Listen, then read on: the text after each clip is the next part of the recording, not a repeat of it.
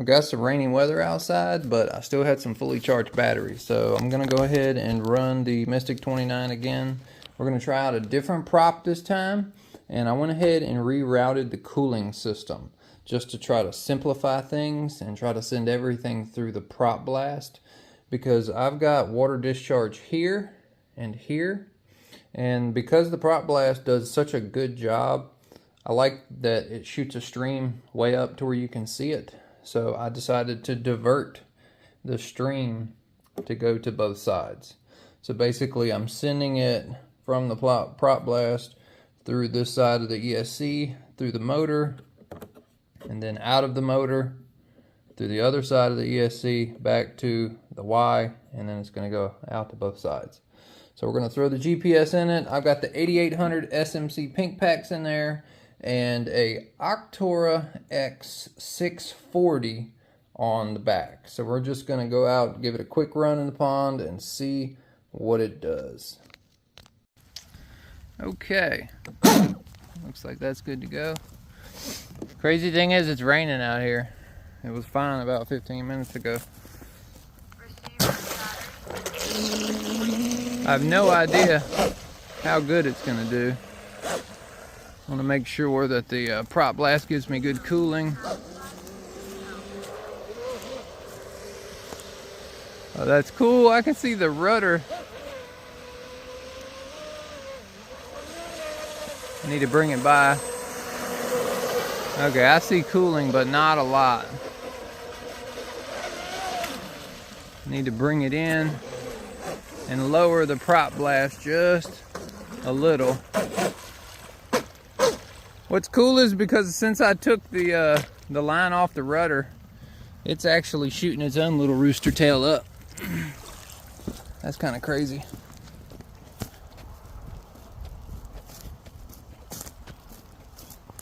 Don't have much battery left in my GPS inside. Alright, we're going to take this, go down just a little, angle that. Receiver battery 6.2 volt. Okay, that ought to really get it. It may be too much restriction going through all those fittings. It's just, that's why I'm testing the cooling to see if that's how it is.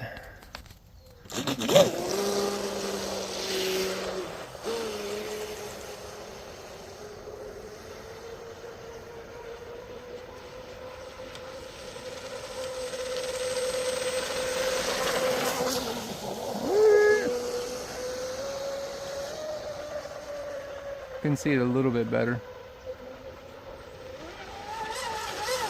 Wow, that prop is nuts, dude. Oh my god. Octura x640, that prop is insane. These batteries are heavy.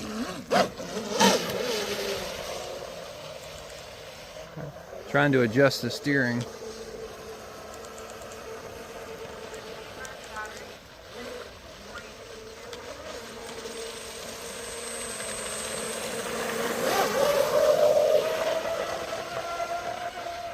There we go.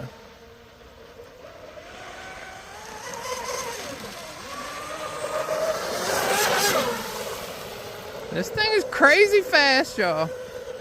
Crazy fast. I don't think that cooling is the best way, though.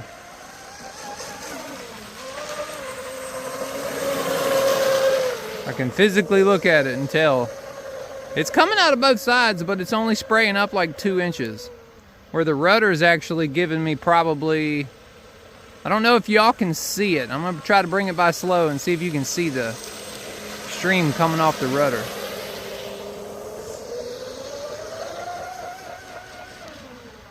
I need to probably move the batteries forward.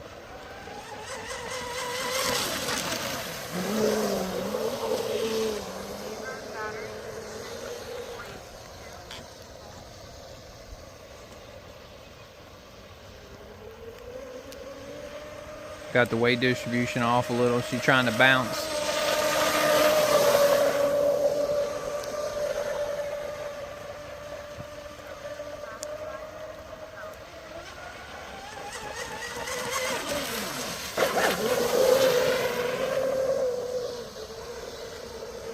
That's crazy how fast it is.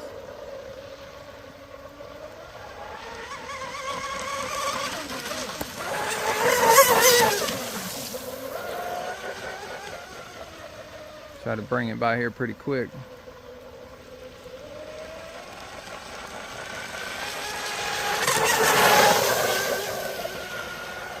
She is scooting.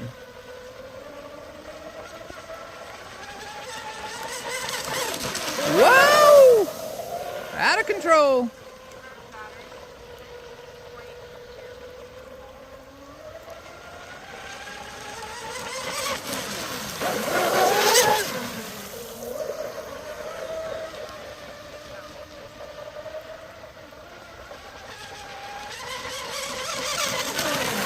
Whoa, my God, yo. Oh my God, she's crazy. Whoa, man, got my heart beating. Got my heart beating.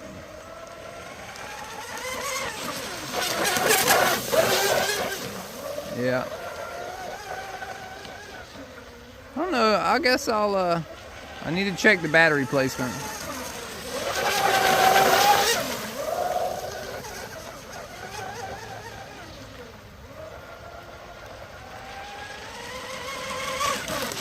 Woo! Ain't no brakes on the boat. Ain't no brakes on the boat. That is crazy. Okay, let's see. Been driving it for about 4.5 minutes. That's good. The rain's starting to get a little violent, so I'm gonna go ahead and bring it in. We're gonna check the temps, check the speed before the GPS dies on me. And I want to make sure it's not overheating, because boy, oh boy, am I throwing it to it right now. God, I'm throwing it to it. It is crazy. Come on. Screen's getting wet. Screen's getting wet.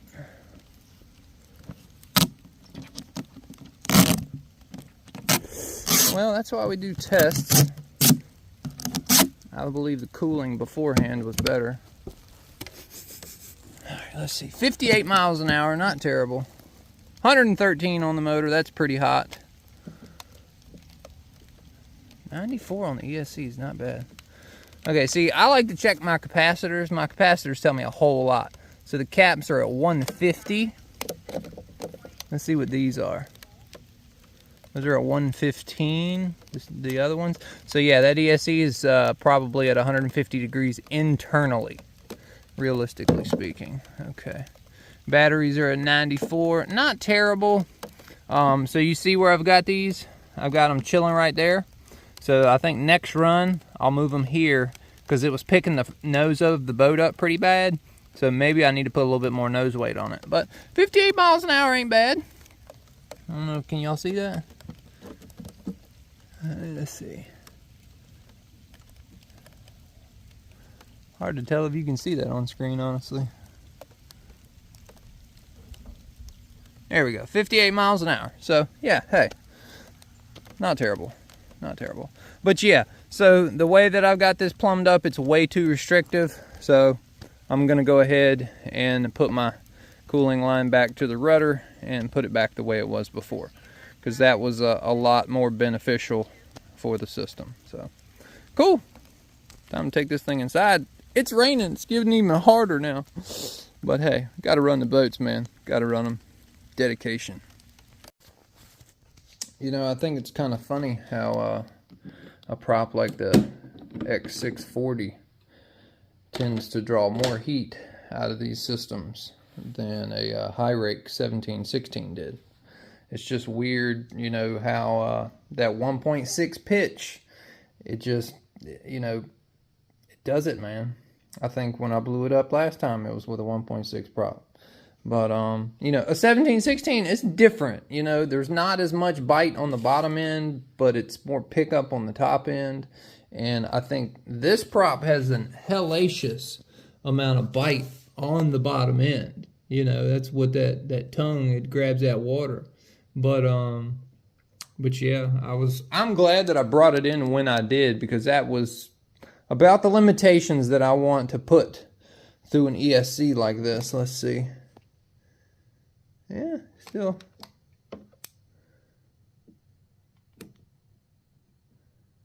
so far it's cooled down in the 3 minutes that it took me to bring it inside.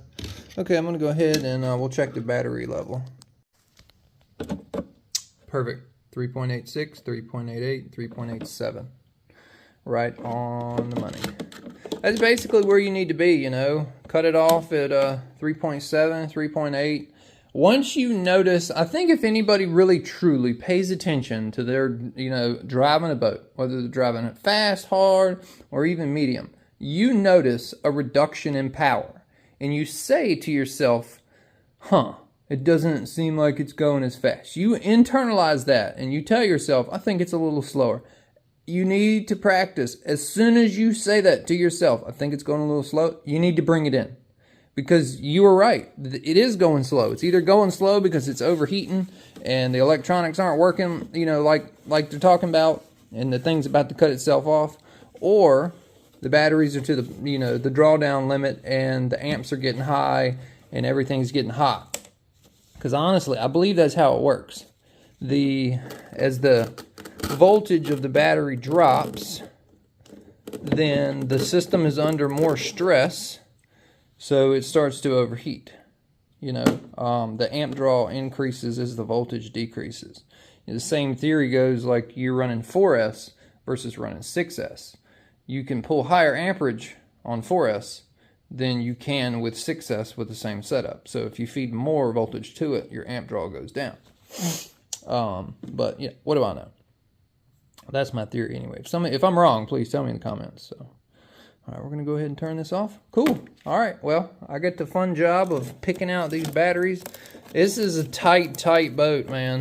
I regret, you know, I lowered the battery trays in this thing to lower the center of gravity down, and I regret not just putting them on the bottom. I really should have done that to gain more room for my fingers. It's kind of a pain in the butt, but I did measure it, and I gave myself enough room, but it's just not ideal. So, you know, I'm kind of loving catamarans, and I want to share this with you. So I've got these here. I've got an eBay deal, and I had originally bought this, and then this popped up on eBay on the auction. Got it, pretty good deal. Both the same KV, same size motor. These are 3686s, I believe. They're 2060 kV.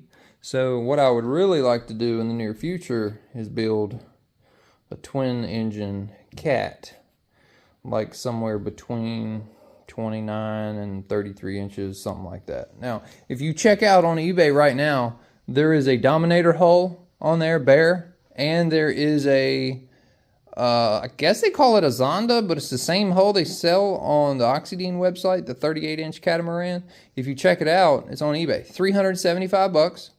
Comes with a lot of the guts that you need. Comes with the stuffing tubes, the mounts, the oxy drives, the motor mounts, all the stuff for you to build your own at damn near 40% off. So I really thought about doing that, but the only thing that has drew me back from it is it seems to be, based off the pictures, it seems to be a single layer, where they do offer dual layer. So it's single layer carbon Kevlar, and what